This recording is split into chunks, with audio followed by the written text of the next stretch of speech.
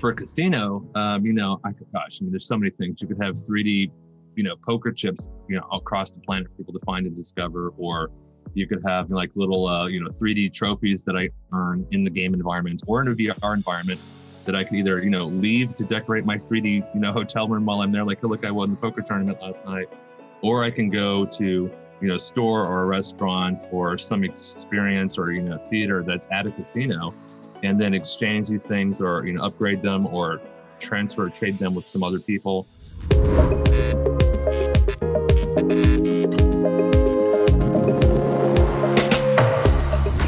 Hey everybody, this is Becky Liggero here today with Robert Rice. He is the founder of Transmira. And Robert, you are working on the Omniscape platform, which is such an incredibly exciting project. You are a pioneer in virtual reality and augmented reality, an early pioneer, in fact. And these two words, these phrases are such buzzwords and people kind of, what is this? What's going on? And I know you have so much cooking. So thank you so much for being here today, for hashing it out. Well, thank you for inviting me. Yes, and I think the first thing I want to do for our audience here, which is the gaming industry, is have you clarify a bit. I mean, we know what virtual reality is, we know what augmented reality is, but you've coined XR. What does that mean? So it's a little kind of hard to define. Part of it a little bit depends on who you talk to, because other people have kind of grabbed it and run with it, which is fine. Several years ago, I got tired of telling people I do AR and VR, augmented and virtual. It was like, I'm hitting people with so many words, buzzwords and stuff. And it's just like, it's word salad, word salad. I thought I need to just compress all this down to something short and simple. So I thought, okay, I could go with ZR, or 4R, no. And I thought, okay, you know what? XR sounds good, but I don't want to just be X. So I thought, what would it make? It needs to make sense. If it doesn't make sense, it bugs me, right? So I thought, with AR specifically, because we've got location and other things kind of tied to that, I thought, hey, X marks the spot. Well, that's kind of cool, right? I can dig a hole, find some treasure. It's great to, put an X on the map. And X also is great for, like in math, solve for X. What is X? X is the unknown. It could be anything, right? Or it's also like the railroad crossing sign, so transversal, transcension. It's just the whole trans to cross or go beyond. So X was like the perfect little letter to kind of stick in there to be all the things, and then ultimately, be the blending of AR and VR and IoT and 5G and blockchain. So it's X of everything plus reality is probably the best way to phrase it. Awesome. It's like everything exciting in this world right now wrapped into one. Yeah. I love that. And I know that you use the term XR Metaverse, and I hear the term Metaverse thrown around all the time. And can you define for our audience here what that even means? Yeah, so it's relatively new. Everybody and their brother is using the word Metaverse right now, which is perfectly fine. It's kind of meta, all the things, right? So I saw something by Epic Games, the guys that do Fortnite recently. And they were like, Fortnite is the base for the Metaverse. And I thought, okay, so it's Fortnite. It's not really Metaverse yet. But so the idea is for Metaverse really is like interconnected, worlds and whatnot. But the meta part is, again, supposed to be more all-encompassing. So I thought, okay, I need to differentiate a little bit. So I'm going to make a distinction between a multiverse and a metaverse. And multiverse is all these little independent game worlds that may or may not be connected at some point in the future, which they want to call metaverse, but I want to be different. So that's multiverse. Metaverse for me is, again, all encompassing. It's all these 3D spaces, plus all the augmented reality, plus all the digital twins and smart cities and all of these things together, but with that whole meta angle. So you have to have that link or connection to the real world for it all to be contextual and relevant. So I feel like if you don't have the real world connection and you're not actually doing something that's useful, you fall into the game world and you're falling into this multiverse of, fun social VR or whatever game worlds. But the metaverse in and itself, in terms of the biggest, broadest, most overarching sort of definition, should be, again, your location plus AR plus VR plus 3D, again, kind of bringing it all together, making it, awesome. It is totally awesome. I love it. And in the gaming world, I'm sure you know this, we also talk quite a bit about NFTs, A lot of people are trying to wrap their head around what they are, what they do. And in this metaverse of yours, you make great use of NFTs at Omniscape. You actually have NFTs thriving right now. I've seen them. But I wanted you to explain why the NFTs that you are using at Omniscape are different than the NFTs that point to a JPEG, for example, which, you know, everyone talks about. What is it different? How do you actually use yours there? What are they good for? So first and foremost, it's an evolving process. Again, this is really new stuff for everybody, including us. And some things, we're figuring out as we go, and other things it's like, oh, we've been thinking about this for 20 years now. Finally, we can build it. So when you look at kind of how the market with NFTs has just exploded over the last couple months. I mean, it's not new, but it's really exploded over the last couple of months. It's kind of basically this idea of a token that's pointing to something else, or it's a reference to something else. As you said with the JPEG, I have the token for this amazing Mona Lisa art. Do you own the Mona Lisa art? No. And is it just the image, or is it taken offline? What happens? And at the end of the day, I just have the token that says, hi, Mona Lisa on here.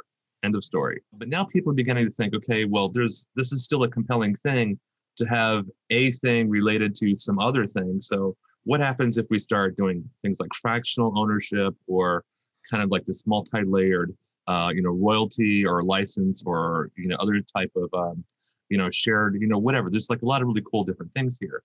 So from our perspective, we sat down and we thought, okay, what can we do? We could do some fun stuff with 3D NFTs, right? Okay, so now not only is it an NFT token, but it's a 3D NFT token that actually does stuff.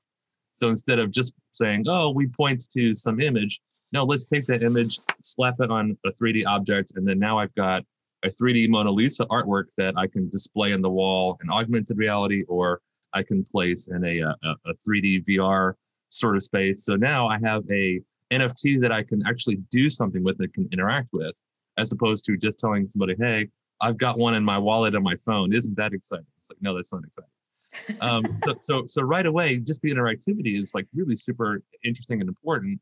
But then when we start adding on other things, like I should be able to, again, show my office wall in AR or whatever. But if I've got a cool little 3D space that's linked to my house or my office, I can have my entire art collection, their NFTs or even my real world stuff. And then I can individually mark them for sale or for not for sale, or add on other things. Maybe I can click the Mona Lisa one, and then that'll trigger some other experience where now I can explore the painting in 3D, right? I mean, it's like all these things suddenly start become possible.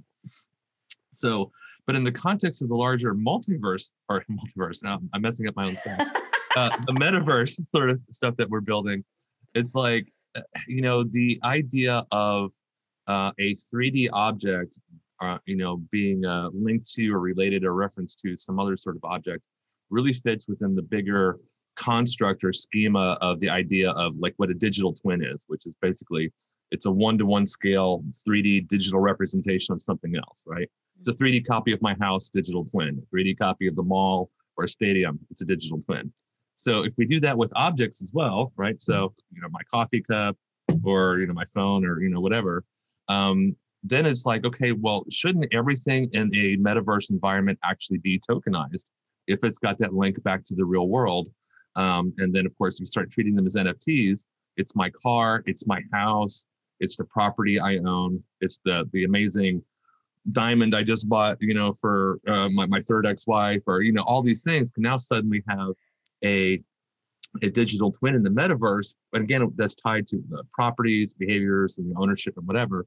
And then because it's all on blockchain, it's like, wow, now I've got this amazing historical record that's immutable. And that's like, now I really know, where this came from, who owned it before me, what its history is, or, even like in a supply chain environment, like give me the history and whatever of this machinery, who bought it, how old is it, where do I get it from, how do I replace it, show me the user manuals. I mean, it's like all these things start opening up. So long answer to a very short question. Basically, by tokenizing or making everything as an NFT or in 3D, that basically becomes the atomic unit, I think, for what the metaverse should and could be down the road. And it may take forever to like tokenize everything, but literally putting the world on chain is kind of the direction that we're headed. Step by step, but we're getting there. Wow, it's a serious vision. I love it. But it's something that our audience can actually relate to right now today. Is I know you had Kurt Walker Jr., for example. He was in Miami, right? And he was claiming pizza and tacos and all sorts of cool things. So these items that he was seeing looking through the Omniscape app on his phone, these are NFTs, yes, Yeah, essentially. yeah, they're each unique, specifically so. I mean, no, we treat them different ways depending on what we're doing. Okay. But in the case like that, this gets into some of the fun patented stuff that we've got. So Yes. basically, the idea is at a very simple level. So, okay, so a lot of what we're doing is really super complicated, and we're kind of rolling it out in little bits and stages as we go. And some of it is kind of teaser things to get people used to doing stuff. So, like for the summer, we're going to be doing more fun things like you just said, the taco and the pizza, plus the like with the alien, so metapet stuff that's happening too, while we're getting to the really wicked cool stuff by like the end of the year. So as far as Miami goes, one of the things we did was we basically, worked with a couple of the businesses down there. It's like a taco place and a pizza place. And it's kind of like a Pokemon Go for brands. So we had 3D tacos and 3D pizzas geolocated all over like Miami. So people could pull out their phone and like, oh my God, it's 3D taco, grab the taco, pick it up, collect it. And then they could go to the taco stand, say, hey, I got one of the 3D tacos. They said, great. And then there's like this little exchange or redemption process. So we basically tokenized the taco, which is a great phrase actually. And but you could again exchange, redeem, whatever. You're transferring that 3D token into it's what it's linked to, which is an actual taco. So it was like create and destroy at the same time. But for people to like literally find a 3D taco, go get a free taco, is a little mind blowing. And when you think of where could this go in the future, like retail is on fire right now. And all these malls, whenever they're closing down, they just can't get traffic in the door. But if we start doing things like building 3D digital twins of malls, or we get like all these little stores and retail and cafes and restaurants to start creating these branded 3D objects tied to an offer, buy one get one free, 20% off, or whatever, for people to find and collect. It's like, if you're a college student, okay, well, hell yeah, I will totally pull out my phone and find some pizzas because I want to get a free pizza, or get a free order of breadsticks. I would totally like walk around town to do that. So it's like the idea is to monetize a lot of the experiential marketing in AR. Use all this blockchain technology to again. So we don't want people to fraud or copy things. So each one of these little objects has to be unique. We have to know where it came from, and it has to be trackable, which has a lot of benefits for a brand or a retail.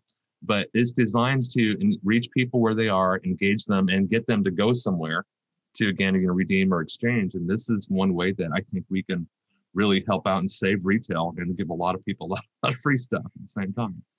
Yeah, everyone loves free stuff. And as you're talking, and I just this is such a cool concept for the land-based space when it comes to the gambling industry, which obviously has suffered quite a bit since COVID, and even just in general, getting the younger people it's been a topic of our industries for ages, how to get the younger generation on the casino floor and even experiencing the restaurants, the shops, the clubs, or whatever it might be. And so I feel like if these casinos or the shops inside of the casino or the integrated resort took advantage of this, there's a freaking great way to Oh bring yeah, some foot traffic. no, for sure. And so what's really interesting, and this is why I think I'm really excited, as you can tell, obviously, I'm really excited about what we're doing because it has elements of all these things together, which sometimes Yeah. is a little overwhelming. It's like, okay, Robert, you just hit me with 50 buzzwords, it's too many. But it actually makes sense, and it's a really finely tuned sort of thing, right? Hmm. So when you talk about somebody like a casino, we can use the augmented reality and the geolocation to do, I don't know, you could have 3D poker chips or 3D diamonds, or I mean, there's so many little brandable, iconic, hotel or casino things, and you could drop them anywhere, right? So at your competitors' casinos, or in some other country where people like are looking for places to go, or maybe you suddenly have a need to get people from Montana to come to your whatever, your casino, so you can target Montana or different types of people. So you basically put the content where your ideal customer is and attract them, right? Number one. But number two, if you also use and leverage like the VR 3D digital twin side of the thing, you can really mock up your entire hotel as a one-to-one scale. And now you've got a huge marketing tool for it. Like, sure, I can go see photos. Maybe I can do some of the little, like the Google Street View, where I can kind of transition from 360, camera to 360 camera. But when you actually have an immersive 3D environment that you can explore with a custom avatar, with your friends at the same time, with interactivity, heck, you could even, get some of the games actually kind of working in there and link that back to your normal website. You're now creating this fun experience that really gives somebody a sense of presence and like actually being there. What is it really like here? What does it look like? And help them familiarize themselves with it. So when I go somewhere, the first thing I do is look for the Wheel of Fortune machines, right? I'm sorry, I'm a Wheel of Fortune addict when it comes to slot machines. But if I could go to a hotel first and get the lay of it and understand where it is, know where my favorite machines are, that's all pretty cool and amazing. But because, again, we've got this amazing 3D environment that people can interact in, not only can I interact with other users, but gosh, you could have AI-driven, customer service avatars walking around, or real actual live people, again, working with their avatars, and give people this whole other, virtual experience. So even though COVID may be screwing you up, you can still make money. You can still engage with all of your best gamblers or new people. And then as COVID and other things kind of free up, you're still engaging, you're pushing the brand awareness, the brand engagement, the brand experience. There's like so many benefits to this. And I think that most industries, especially in tourism and the conference convention center, still haven't quite gotten it in their head. Yeah, it's a little expensive sometimes if you want to, a whole 3D thing for your hotel or your convention space. But the payoff is so huge, and at this point, it would set them apart from everybody else, which gives them a huge competitive edge. So, Yeah, so cool. And so in order to take advantage of what you were just describing there, do you need to be wearing these headpieces and things like this hardware? Yeah. So normally you would think yes. And this is another distinction that I like to make that I think a lot of people don't really realize. So when we talk about, virtual reality and the head-mounted displays, the heavy sort of hardware, the whole point of that is really for an extra level of immersion. That's really it. Because being able to look over my shoulder and see what's behind me, it's really cool, you have to admit. But if you take that out of the equation, everything else is identical to any other 3D game, right? Your Call of Duty or, whatever. There's literally no difference. It's the same software, the same everything. So when you say VR, people almost immediately assume that you have to have the glasses because of the virtual reality part. But technically speaking, any 3D world is a virtual reality. It's just not fully immersive without the stuff. So the way we approach it is whatever we're doing in 3D, we want to be able to use and interact with, whether it's through a browser or through a desktop application, and then make the extra hardware optional. So a lot of other guys like, oh, you have to have Oculus Quest or nothing. I'm like, okay, that's cool for Oculus Quest users, but you just messed up, 99% of the rest of the industry. But we take a very different approach in the sense that I think it should be accessible to like everybody as much as possible. So for us, you'll definitely want to have the head-mounted display for the coolest, experience, but it's by no means required. It's always going to be optional because we want a lot of people to have access to this. Yeah, really interesting. My one bit of exposure to this type of hardware and experiencing the 3D virtual reality world was actually at an online gambling conference. It was with a company called Slots Million. Fantastic forward-thinking guy, lovely guy. Alexander Tomek is the founder of the company. And he would come and talk about it. Everyone would try it out. And he was like, you know what? I just feel like I'm a couple of years too early here because he had this awesome tech, but it just wasn't catching on. It wasn't catching on, but it was like you had the whole casino experience. You could walk around, play the slots.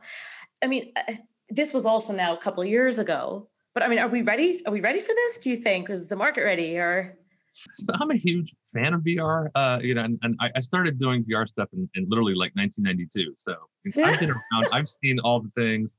I've forgotten more about VR than most people are having their heads right now. So I'm a fan. But at the same time, VR isn't for everything. And I think a lot of people today are like trying to slap it on whatever they possibly can. Mm-hmm. VR either needs to be natively designed for VR, right? Why am I using VR? Well, it's because it gives us this ability to do this in this particular context or experience.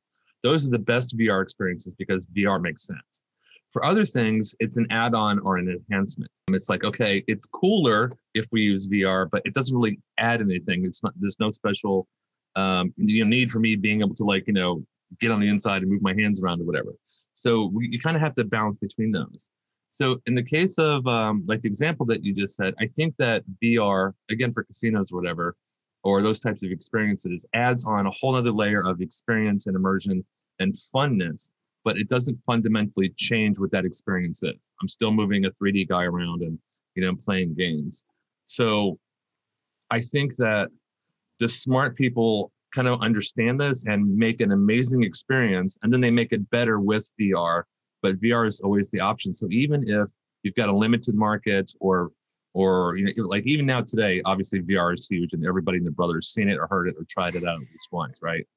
We're still not at the point where it's a part of our daily lives, right? I have to use VR for work. I have to use VR for school, like the Oasis Ready Player One. We're not quite there yet. And, people spend more time with their Nintendo Switch than they will with their Oculus Quest. So there's still an early adopter sort of thing, but it's like mass market early adoption.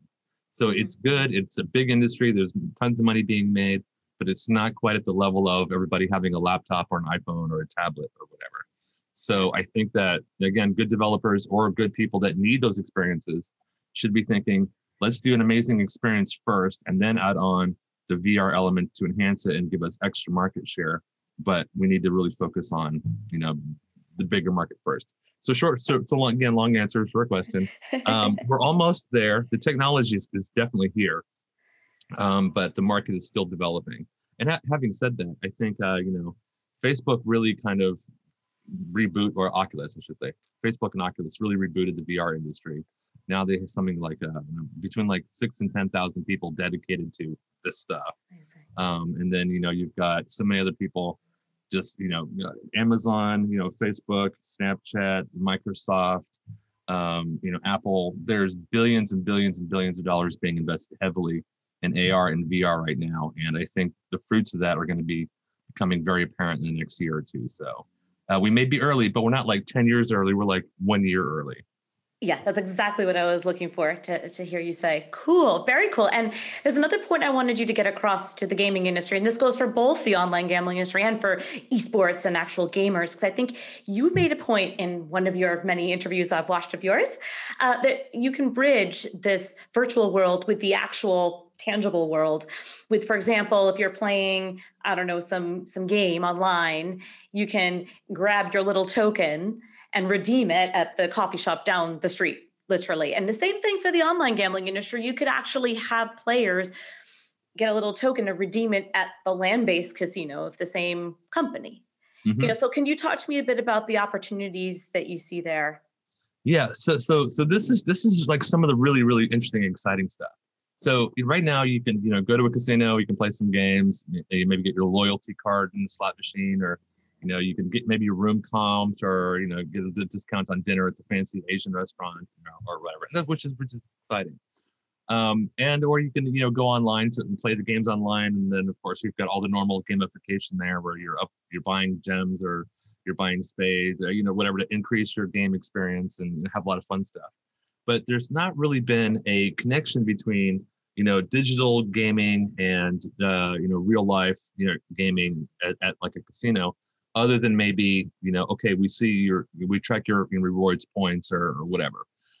So what's interesting about all of this stuff that we're talking about here is, again, the idea of linking digital content, whether it's 2D, 3D, whatever, with some kind of real world link or whatever to it. Again, our little 3D NFT. So for me to be able to, go to a 3D, casino and play some games, or just even a regular 2D website or an app on my phone, doesn't really matter. But for me to be able to, win something, or I open up like a little chest and there's fun stuff on the inside, by treating some of these things as objects, 3D objects that I can now have like in a player inventory, that maybe I can use to, dress up my avatar, which is kind of cool, or I can, send it to a friend or just kind of carry with me. But taking that out of the game context and putting it into a wallet or an inventory context, and then now give me the opportunity, well, if I want to do something with it, I have to go to the casino where I can exchange it or trade it or whatever. it's like it goes beyond an idea of like a cryptocurrency where we're trying to replace, fiat with currency, and more like we're temporarily replacing, real world objects with digital ones that I can exchange back for one later. So it's like the poor man's teleportation, right? I'm not actually teleporting this thing, but it was here, and then it was there, and it was now here. So for a casino, there's so many things. You could have 3D, poker chips, across the planet for people to find and discover, or you could have like little, 3D trophies that I earn in the game environment or in a VR environment that I could either, leave to decorate my 3D, hotel room while I'm there. Like, look, I won the poker tournament last night. Or I can go to, store or a restaurant or some experience or, theater that's at a casino, and then exchange these things or, upgrade them or transfer or trade them with some other people. So it's like we're taking normal everyday physical experiences, enhancing them with digital experiences, but giving people something that's linked to both, that's transferable and I don't know, constructible as a thing in and of itself. And again, this is where blockchain comes in and solves a lot of problems with the security, provenance, and anti-fraud sort of stuff. And it makes doing a lot of the really cool things easier without the risk or the headache. So it's really at this point, casinos need to get a creative guy and empower him with the budget and say, go do something amazing to make us more money. And then they need to be going headfirst into Metaverse stuff, because honestly, it's one thing if you go to Second Life or Decentraland and say, oh, we have a little, building over here for our casino. Yay, that's cool, but you're so limited and you're not really getting the full thing here. You really should be doing your own digital twin metaverse sort of thing for your casino. And then on top of that, I've got the digital twin 1-to-1 scale. It's identical, but this is also a 3D VR space. So feel free to add another million, floors or rooms or a whole, solar system in one of the experiences. There's no limitation here. And the types of experiences that, casinos could really like give consumers, I mean, man, you could dominate and like steal everybody else's, best customers right now with some really good experiences, and appeal to new people that maybe haven't, I'm 21 now and I've been stuck with COVID for 2 years. I've never been gambling. How do you reach me? I've got lots of disposable income right now. Well, I'm probably, going to be playing some of these games somewhere. So if casinos were smart, they should be really engaging the younger people now with a lot of these, higher end tech, because they're going to retire out their own user base if they don't. Oh, totally. They could even target people that are attending a football match at a stadium or, this kind of thing. Sure. Oh my God, so cool. Yeah, exactly. You cannot get premium access to this event at our casino unless you go to this other event, physically be there and grab some of these virtual things that are happening. Oh, yeah, that crossover is be like ridiculous. Oh my God. What I love so much here, Robert, is that so many of my interviews are really heavy on the blockchain piece of how technology is working. We haven't really even discussed it that much. We're just talking about it's there in the background, right? It's running there in the background. But just before we conclude our conversation, if you could just give our audience just a couple words as to why the blockchain, the BSV blockchain in particular, is essential in order for all of this to run smoothly and provide marketers with the data and information that they need. Yeah, absolutely. So I actually get this question fairly often. And my first response is people need to understand that we are not a crypto company building crypto things for crypto people and crypto fans, right? Exactly. When it's like, oh wait, what does that actually mean? It's like, well, that's what it is. Blockchain for us is an enabling technology. It allows us to do things that are normally otherwise really difficult to do or figure out or handle. And when you understand that perspective, that, hey, we're doing this big thing over here, we're looking for this technology, and we're evaluating, our choices. And because we're not doing, again, the crypto thing for crypto people, it pulls us out of all of the fan bases, the politics, the Twitterverse, all that. I don't care. I really don't care about any of it. I mean, some of it irritates me, but I honestly don't care. My questions are, does it do what I need? Is it expensive? Is it fast? Can it scale? And does it work? And that's all I'm interested in. If it doesn't work, and if I can't scale, or if it's too expensive, it kills itself in the business class, right? So I've got business and technical, and it's got to meet both of these. And when you look at all of the options that are out there, Ethereum or your EOS or this or that, or, I mean, there's billions of them now. Blockchain, or Bitcoin SV, BSV or blockchain is the only one still that can scale, that has the speed, that has the transaction volume, and has like almost negligible, transaction fees. I mean, they're so small, they almost kind of don't count, right? Yeah. And when you think about that, it's like, okay, so what are you doing, Robert? I'm like, well, I'm literally trying to put the entire bloody planet on blockchain to do these amazing things. I need to be able to ingest, gazillions of data things from IoT sensors at some point. I have to handle hundreds of millions of people running around with crazy, sexy avatars, all kinds of, add-ons. I've got to do billions of 3D tacos. That's my problem. I have billions of 3D tacos I need to track. You want to try doing that in Ethereum? How much that would cost you? How long it would take to process 5, taco transactions? It's like, no, it doesn't work. You cannot be a serious business person, in my opinion, using some of these other solutions, because, I mean, yeah, you can do something quick and fast to make a little bit of money, but you can't scale. There's a hard stop up here. Mm-hmm. And then, of course, they're like, oh, well, these other things are coming in 2 years or 5 years, or you can use 5 side chains plus 6 other things and 3 other multiple protocols. It's like, what is wrong with you people? There's a simple solution over here.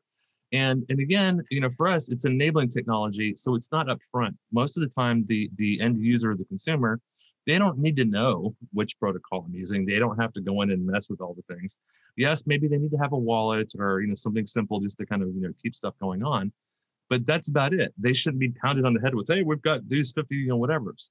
And I think that's important. But for us, it's like, again, we're not, we made the right business and technical decision for sure. I mean, there's no comparison. There's no other thing that's even comes close to BSV. It's like end and done, stop right there. But it's like, well, there's the answer, right? Business technical is the end of the story. So yeah, if anybody takes the time to do their homework, they'll come to the same conclusion, and then it's like you never look back. And then when you're actually doing it, it's like, wow, this is actually kind of easy and it's really fast. So. Awesome. Oh, I just love it. And I really do hope that the gaming industry is here listening, because these are brilliant pieces of advice. And also you've just provided such a cool way of marketing and getting the younger generation involved. And Robert, I love your work so much and I appreciate your time so much. I know you're super busy. Oh, it's my pleasure. I really hope to see you in New York for CoinGeek New York. Yeah. Well, if all goes well, we always try. This is probably a bad idea, but we always try to up the ante every time we do a CoinGeek conference. And if all goes well, we're definitely up in the ante for this next one. It should be very. If you can go in person, you probably want to go in person. That's all I'll say. That's right. We get that Omniscape app fired up and ready to rock. Awesome, Robert. Thank you so much for joining me, and can't wait to see you soon. Yeah, same here. My pleasure with that. Thanks. Awesome. And thank you guys so much for watching. This is Becky Liggero with Robert Rice for CoinGeek.com.